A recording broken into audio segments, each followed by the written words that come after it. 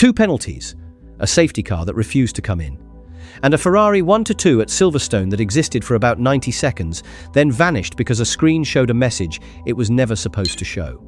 Lewis Hamilton crossed the line third at his home Grand Prix. On paper, a podium. In reality, one of the most frustrating afternoons of his Ferrari career, ending with him standing on that podium not knowing if he'd still be classified third by dinner.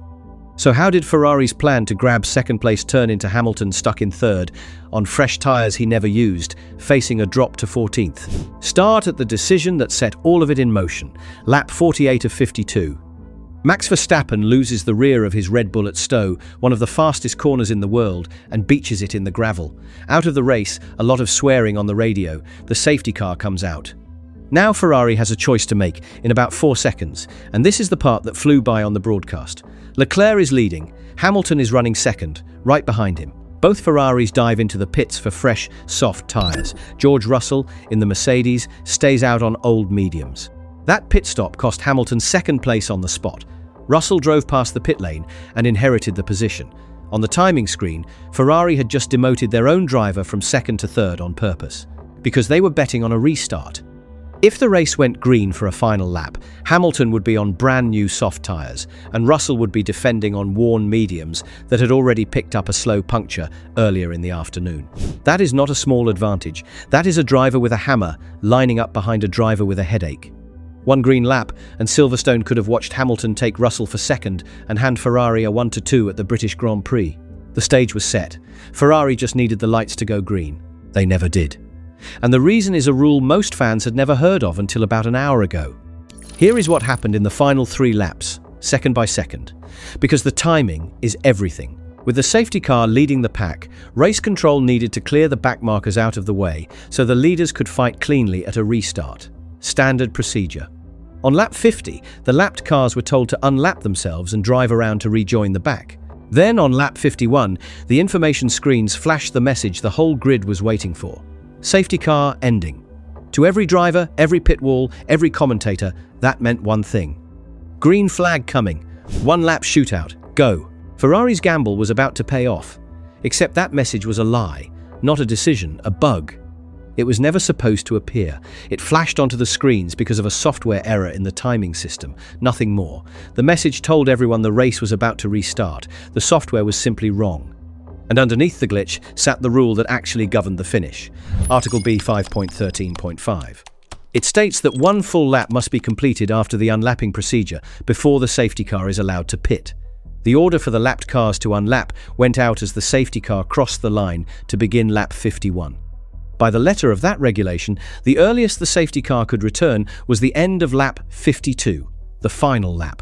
There was no lap left to race on, so the safety car stayed out.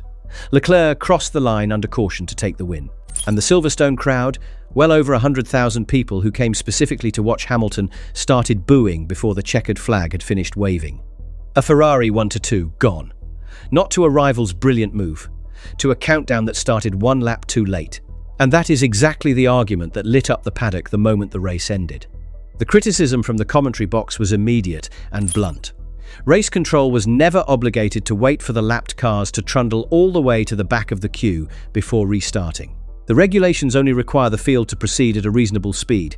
There was no rain, no debris on the racing line, a dry track and a clear day. The race could have restarted. Instead, the slow, cautious, procedural path won. The sharper point cut even deeper. If the unlapping process had simply been started 2 laps earlier, there would have been time for a proper green flag finish. 2 laps. That is the entire margin between a 1-lap shootout for a Ferrari 1-2 and a parade behind a safety car.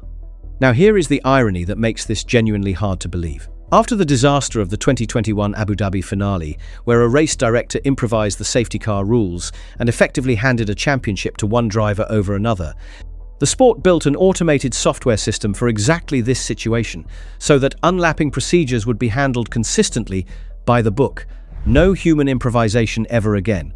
That system, the one designed to prevent another Abu Dhabi, is the exact system that just glitched and produced a safety car ending message that was not real. They automated the process to remove human error. The automation made the error instead. You cannot write this stuff.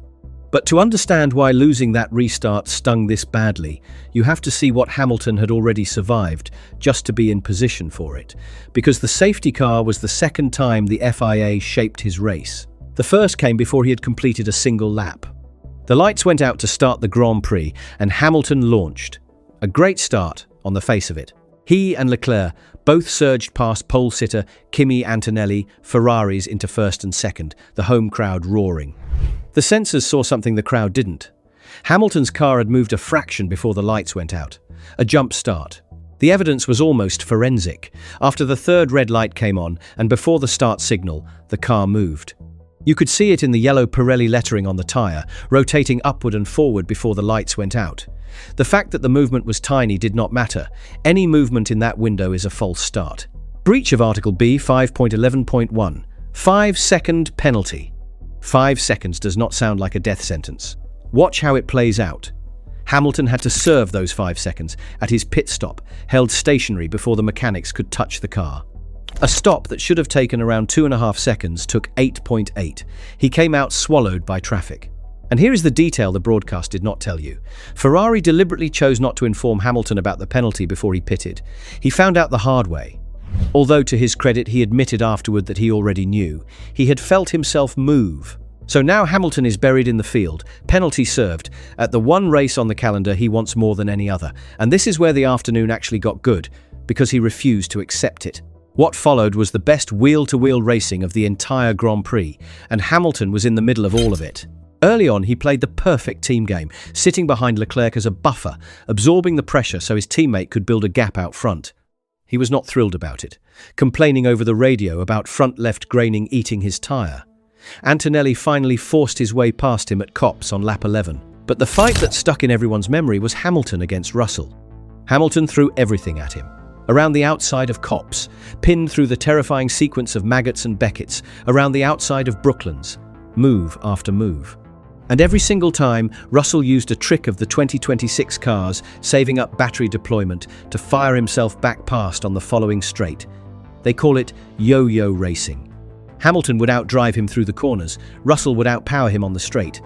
Only when Russell picked up a slow puncture in his right rear did Hamilton finally make a pass stick. Then he hunted down Verstappen and took him too, on the Wellington straight on lap 38 to climb back up to third. From a jump start penalty and the back of the traffic, all the way to a podium position on merit. Remember that overtake on Verstappen, it comes back to haunt him later. If you are enjoying the breakdown so far, subscribe, because this channel takes every race apart like this, the strategy and the steward's room, not just the highlights. Now, the part that turns this from a frustrating result into a genuinely cruel one. Because while everyone argues about Hamilton's third place, we are forgetting who was actually winning this race, and it was not Leclerc. For most of the afternoon, the fastest car at Silverstone was Kimi Antonelli's Mercedes.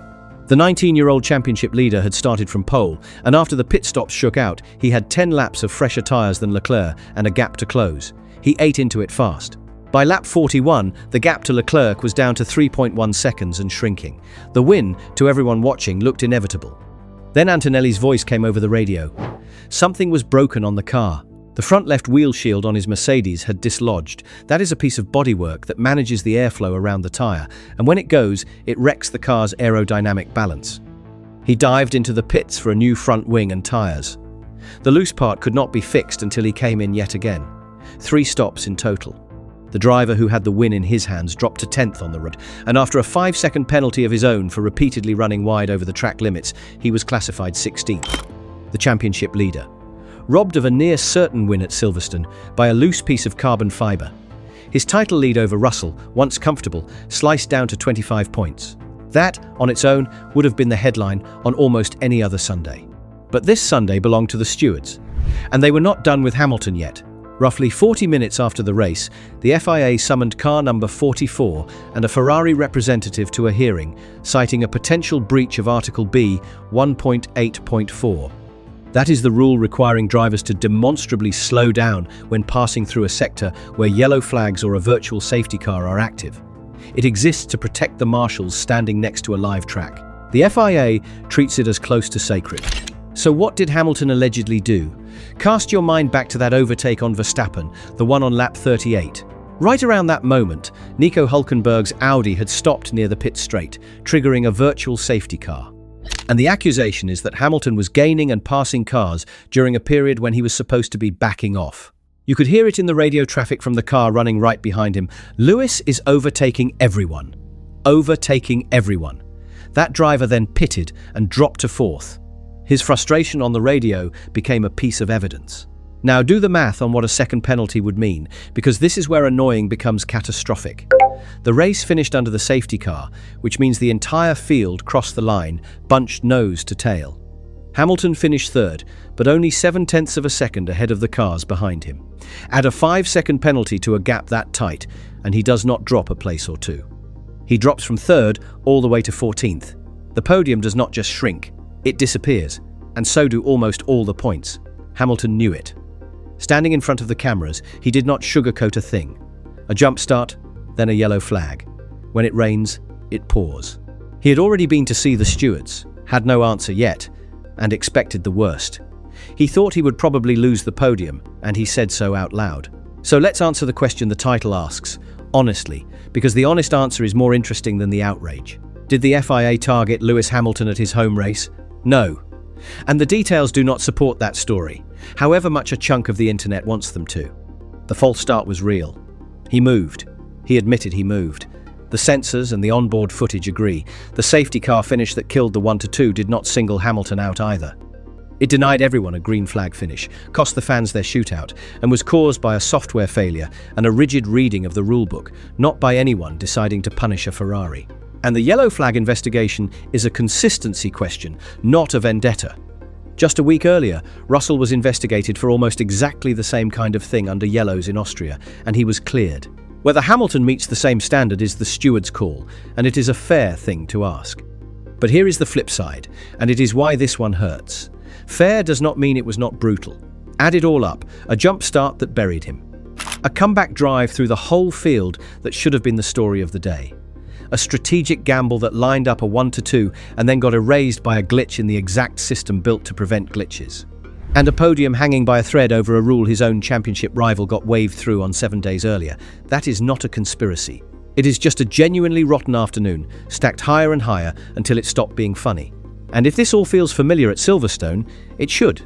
5 years ago at this same circuit, Hamilton collided with Verstappen at Copse, took a 10-second penalty, and won anyway, detonating the ugliest feud in modern Formula One. Silverstone and Hamilton and the stewards have a long, loaded history. This weekend just added a strange new chapter to it. Here is where it actually stands tonight. Leclerc has his first win since October 2024, and Ferrari fans are thrilled, even if the ending robbed them of something bigger.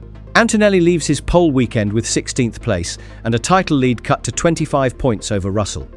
And Hamilton sits 32 points back in the championship, provisionally third, on a podium that, as of right now, has not been confirmed. Because the one number that matters most from this race does not exist yet. The stewards were still deliberating on whether car number 44 keeps that trophy or gets dropped to 14th.